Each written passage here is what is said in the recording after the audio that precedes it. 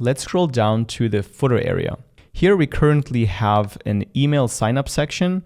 We have this text here on the bottom left, and then we have a link to all of our policies, and then some social media icons. The first thing I want to do here is remove this powered by Shopify text. I think that looks a bit unprofessional. So let's just click on this text and then turn off show powered by Shopify here.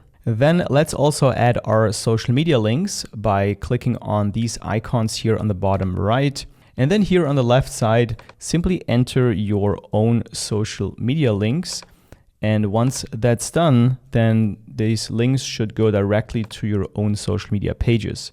If you don't have any of these, simply click on this X right here to delete them. And then these icons will also disappear here on the bottom right. And now the last thing we want to do in the footer is replace this text here that says My Store with your store name. And we're going to have to do that in the dashboard. So let's save our changes and go to our Shopify dashboard. And then here, let's go to settings. And then here in the general tab under store details, we can click this pen icon and then enter our store name right here.